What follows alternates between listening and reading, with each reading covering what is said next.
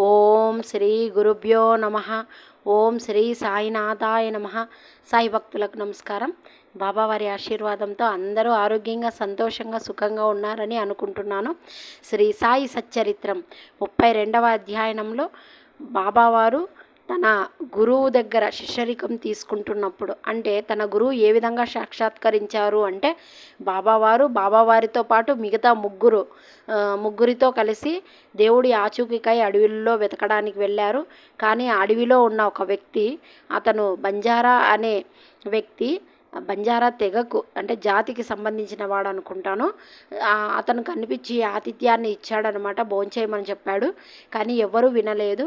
మరీ తిరిగి అక్కడికే వచ్చారు. మరీ బంజారా చాలా బ్రతిమాలాడనమాట ఆతిథ్యం స్వీకరించమని.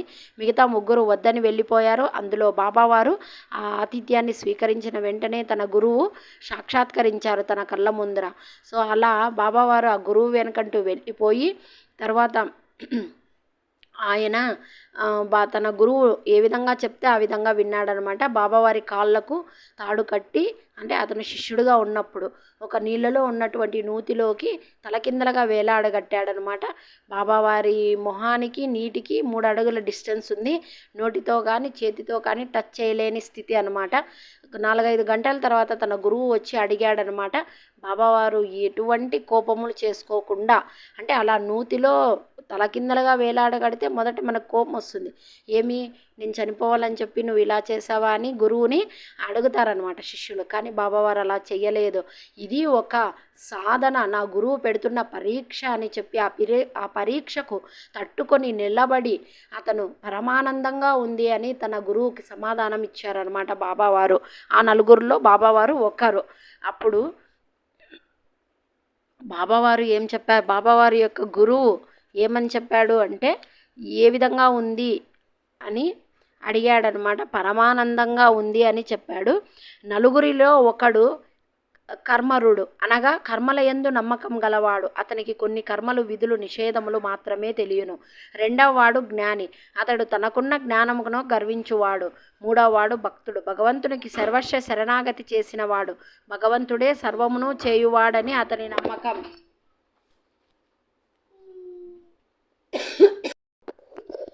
భగవంతుడే సర్వము చేయువాడని అతని నమ్మకం. వారిట్లు తర్కించుచు వివాదపడుచుండగా దేవుని సమస్య వచ్చెను. వారు తమకు తెలిపిన విద్యపై ఆధారపడి దేవుని వెతుకుటకు పోయిరి. వివేకమునకు వైరాగ్యమునకు అవతారమగు శ్రీసాయి ఆ నలుగురిలో ఒకరు. పరబ్రహ్మ స్వరూపులైన కూడా వారెందుచేత నితురులతో కలిసి తెలివి తక్కువగా ప్రవర్తించిరని ఎవరైనా అడగవచ్చును. ప్రజా అభిప్రాయమును వారి మంచిని సంపాదించుటకు వారికొక ఉదాహరణము చూపుటకును వారిట్లు చేసిరి. వారు అవతార పురుషులైనప్పటికీ ఒక సాధారుడైన బంజారాను గౌరవించు వాని ఆహారం ఆమోదించిరి. అన్నము పరబ్రహ్మ స్వరూపమని వారి నమ్మకం. బంజారా ఆహారమును నిరాకరించిన వారు కష్టములు పాలైరి. గురువు లేనిదే జ్ఞానము సంపాదించుటకు వీలు కాదని వారు బోధించిరి. తైత్తరీయ ఉపనిషత్తు తల్లిని తండ్రిని గురువును గౌరవించి పూజించి మత గ్రంథములను అభ్యసించవలనని చెప్పుచున్నది. ఇవియే మన మనస్సును పావనం చేయుటకు మార్గములను. మనస్సును పావనం చేయనది ఆత్మ సాక్షాత్కారం పొందలేము. ఇంద్రియములు గాని, మనస్సు గాని, బుద్ధి గాని ఆత్మను చేరలేవు. ప్రత్యక్షము, అనుమానము మొదలైన ప్రమాణములు మనకు ఈ విషయంలో సహాయపడవు. గురువుగారి కటాక్షమై మనకు తోడును. ధర్మము, ఆర్తము, కామము మన కృషి వల్లే లభించును. కానీ 4వది మోక్షము గురువు సహాయం వల్లనే పొందగలను. బాబావారు ఇక్కడ ఏం చెప్తున్నారు, ఆయన తల్లి తండ్రి గురువును గౌరవించి పూజించాలి. అప్పుడే మనకు ఆత్మ సాక్షాత్కారం పొందగలుగుతాము. ఇంద్రియాలను, మనస్సును, బుద్ధిని, ఆత్మను చేరలేవు అని చెప్పి బాబావారు చెప్తున్నాడనమాట. సాయి దర్బారులోని అనేక మంది వచ్చి వారికి తెలియని విద్యలను ప్రదర్శించిపోయేడివారు. జ్యోతిష్యులు రాబోయే విషయంలో చెప్పుచుండేడివారు. యువరాజులు, గౌరవనీయులు, సామాన్యులు, పేదవారు, సన్యాసులు, యోగులు, పాటకాండ్రులు మొదలైన వారు బాబా దర్శనమునకై వచ్చేడివారు. ఒక మాలవాడు వచ్చి జోహారు చేసి, ఈ సాయి మా బాప్, తల్లయ్యూ తండ్రియు అనియు వారు మన చావు పుట్టకలను తుడిచివేయుదురనియు చెప్పెను. గారడీ వాండ్లు, గుడ్డివాండ్లు, చొట్టువారు, నర్తకులు, నాత సాంప్రదాయం వారు, పగటి వేషములు వారు కూడా అచట సమాధాన పడుచుండిరి.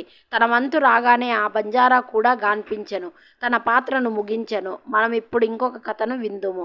గోఖలే గారి భార్య ఉపవాసం. బాబా ఎన్నడూ ఉపవసించలేదు. ఇతరులను కూడా ఉపవాసం చేయనిచ్చువారు కాదు. ఉపవాసము చేయువాని మనస్సు స్థిమితముగా నుండదు. అట్టివాడు పరమాత్ముణ్ణి ఎట్ల సాధించును? ఉత్త కడుపుతో దేవుణ్ణి చూడలేము. మొట్టమొదట ఆత్మను శాంతింప చేయవలెను. కడుపులో తడి కలుగజేయు ఆహారం కానీ పౌష్టిక శక్తి కానీ లేనప్పుడు భగవంతుడు ఏ కండ్లతో చూడగలము? ఏ నాలుకతో పొగడగలము? ఏ చెవులతో వానిని వినగలము? వేయేల మన యవ్వములన్నీయు వాని శక్తిని అవి సంపాదించుకున్నప్పుడు, అవి మంచి స్థితిలో నున్నప్పుడు మనకు భక్తి మొదలగు సాధనముల ఆచరించి దేవుణ్ణి చేరగలము. కాబట్టి ఉపవాసము కానీ మితిమించిన భోజనము కానీ మంచిది కాదు. ఆహారంలో మితి శరీరమునకు మనస్సునకు కూడా మంచిది. బాబావారు ఇక్కడ ఏం చెప్తున్నాడు? బాబావారు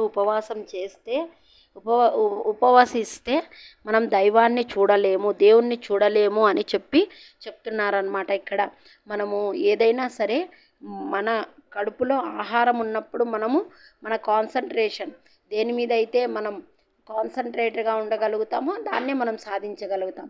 అలా లేకోకుండా మనం ఆకలి మీద ఉండి మనం భగవంతుని చూడాలంటే ఎట్లా అని చెప్పి బాబావారు చెప్తున్నాడు. గోఖలే భార్య కానిట్కర్ భార్య శ్రీమతి కాశీబాయి వద్ద నుండి దాదా కేల్కర్కు జాబు తీసుకొని షిరిడీ వచ్చెను. ఆమె బాబా పాదముల వద్ద 3 రోజులు ఉపవసించి కూర్చొని నిశ్చయంతో వచ్చెను. బాబా అంతకు ముందు రోజు కేల్కర్తో తన భక్తులకు హోలీ పండుగ నాడు ఉపవాసం చేయనీయనని చెప్పియుండెను. వారు ఉపవసించినచో బాబా తన యొక్క ఉపయోగమేమనెను. ఆ మరుసటి దినం ఆమె దాదా కేల్కర్తో పోయి బాబా వద్ద కూర్చుండగా బాబా వెంటనే ఆమెతో ఉపవాసం చేయవలసిన అవసరమేమి? దాదా బట్టి ఇంటికి పోయి బొబ్బట్లు చేసి అతని పిల్లలకు పెట్టి నీవు కూడా తినము అనెను. హోలీ పండుగ వచ్చెను. దాదా కేల్కర్ భార్య బయట చేరెను. కేల్కర్ ఇంట్లో వండుటకెవ్వరూ లేకుండిరి. కావున బాబా సలహా సమయోచితముగా నుండెను. గోఖలే గారి భార్య దాదా భట్టు ఇంటికి పోయి బొబ్బట్లు చేసెను. ఆ రోజు అక్కడనే ఉండెను. ఇతరులకు పెట్టెను, తాను తినను. ఎంత మంచి కథ, ఎంత చక్కని నీత. బాబావారు గోఖలే భార్య వచ్చేసి ఉపవాసం చేయాలని అనుకుందనమాట. కానీ బాబావారు ఆమెని ఉపవసించలేదు. అదే కాకుండా నువ్వు కేల్కర్ వాళ్ళ ఇంటికి వెళ్ళి బొబ్బట్లు చేసి తిను, ఉపవాసం ఏమీ ఉండద్దు అని చెప్పి బాబావారు ఆ విధంగా గోఖలే గారి భార్య యొక్క ఉపవాసాన్ని విరమింపచేశారనమాట. బాబా తన బాల్యంలో జరిగిన కథను ఈ విధంగా చెప్పెను. నా చిన్నతనంలో భుక్తి కొరకు వెదుకుచూ బీడ్గాం వెళ్ళి తిని అక్కడ నాకు బట్టలపై చేయు అల్లు పని దొరికెను. శ్రమ అనక కష్టపడి పని చేసి తిని యజమాని నా పనికి సంతృష్టి చెందెను. నాకంటే పూర్వం 3 కుర్రవాళ్ళు పనిలో నుండిరి. మొదటివానికి 50 రూపాయలు, రెండో వానికి 100 రూపాయలు, మూడవ వానికి 150 రూపాయలు. నాకి 3 మొత్తములకు రెండింతలు అనగా 600 రూపాయలు జీతం ఇచ్చెను. నా తెలివితేటలు చూచి యజమాని నన్ను ప్రేమించి మెచ్చుకొని నిండు దుస్తుల్నిచ్చి నన్ను గౌరవించెను.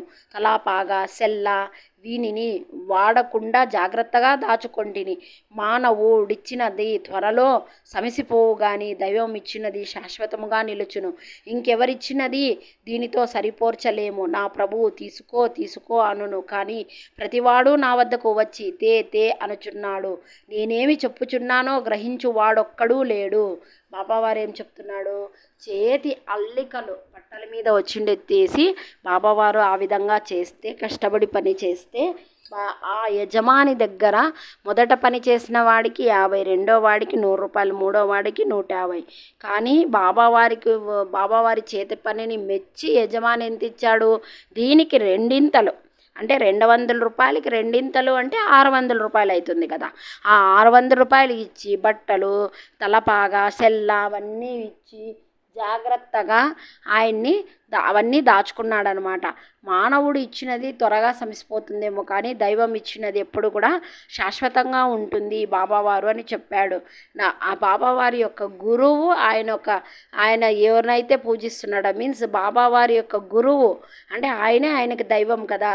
బాబావారు శిష్యుడిగా ఉన్నప్పుడు ఆయన యొక్క ప్రభువు తీసుకో అని భంగపోతే మనం బాబావారి దగ్గరకు పోయి త్యా అని అడుగుతూ ఉంటామన్నమాట. ఇది బాబావారు మనకు చెప్పేది. నేనేమి చెప్పుచున్నానో గ్రహించువాడొక్కడూ లేదు. నేనేం అయితే చెప్పాలనుకున్నానో మీరు గ్రహించేవారు లేదు. ఏవైనా సరే మీ కోరికలు తీరాలి, మీ ఇష్టాలు తీరాలి, మీ కష్టాలు తీరాలి. అప్పుడు వరకే బాబావారు అవసరం, ఆ తర్వాత బాబావారు అవసరం లేదు అన్నట్టు ఇక్కడ చెప్తున్నారనమాట. నా సర్కారు యొక్క ఖజానా ఆధ్యాత్మిక ధనము నిండుగానున్నది. ఆధ్యాత్మిక పరంగా ఎవరు అడగరే, ఎంతసేపు ఉన్నా కూడా ప్రాపంచిక విషయాల గురించే వీటి గురించే ఎక్కువ ఇష్టపడుతూ ఉంటారు అని చెప్పి బాబావారు ఇక్కడ చెప్తున్నారు. అది అంచు వరకు నిండి పొంగిపోచున్నది. నేను త్రవ్వి ఈ ధనమును బండ్లతో తీసుకుపోండు. సుపుత్రుడైన వాడు ఈ ద్రవ్యమునంతయు దాచుకొనవలను అనుచున్నాను. నా పకీరు చతురత, నా భగవాను లీలలు, నా సర్కారు అభిరుచి మిక్కిలి అమోఘమైనవి. నా సంగతి ఏమియు? శరీరం మట్టిలో కలియును, ఊపిరి గాలిలో కలియును. ఇట్టి అవకాశం తిరిగి రాదు. నేనెక్కడికో పోయేదను, ఎక్కడనో కూర్చుండెదను. మాయ నన్ను మిగులు బాధించుచున్నది. అయినప్పటికీ నా వారి కొరకు నేను ఆతురత పడేదను. ఎవరైనా నేమైనా సాధన చేసినచో తగిన ఫలితమును పొందెదరు. ఎవరైతే నా పలుకులను జ్ఞప్తి ఉంచుకునేదరో వారి అమూల్యమైన ఆనందమును పొందెదరు. బాబావారు ఏం చెప్తున్నారు అంటే శరీరం వెళ్ళిపోతుంది, శరీరం మట్టిలో కలుస్తుంది, ఊపిరి గాలిలో కలుస్తుంది. కానీ ఇలాంటి అవకాశం అంటే సద్గురువుని యొక్క సాంగత్యం అంటే వాళ్ళతో ఉండే అవకాశం మరీ రాదు కదా. అదే బాబావారు ఇక్కడ చెప్తున్నారనమాట. నేను ఎక్కడో పోతాను, నేను ఎక్కడికో పోయినాను, ఎక్కడో కూర్చున్నాను, అయినప్పటికీ కూడా నా మాయనన్నీ వదలడం లేదు అని బాబావారు చెప్తున్నాడు. దాన్ని సాధన చేయాలి. గురువు దగ్గర శిష్యుడు సాధన చేసి భగవంతుణ్ణి చేరుకోవాలి. మిగతా వేటి మీద మన కోరికలు ఆశలు ఉండకూడదు అని బాబావారు ఇక్కడ చెప్పడం అన్నమాట. ఎవరైనా నేనేమైనా సాధన చేసినచో తగిన ఫలితము పొందేదరు. నా గురించి నన్ను ధ్యానించడం కానీ నన్ను పూజించడం చేయడం కానీ చేస్తే ఖచ్చితంగా వాళ్ళకి ఫలితం ఉంటుంది. ఎవరైతే నా పలుకులను జ్ఞప్తి ఉందించుకునేదరో, నేను చెప్పినవి ఏవైతే మననం చేస్తూ చెప్తూ ఉంటారో, గుర్తు చేసుకుంటూ ఉంటారో వారికి అమూల్యమైన ఆనందం పొందేదరు అని బాబావారు ఇక్కడ చెప్పారు. శ్రీ సాయినాథాయ నమః. 32వ అధ్యాయం సంపూర్ణం. సద్గురుం శ్రీ సాయినాథార్పణమస్తు. శుభం భవతు. నా వీడియోస్ మీకు నచ్చినట్టయితే లైక్ చేయండి, షేర్ చేయండి, సబ్స్క్రైబ్ చేయండి. Thanks for watching my video.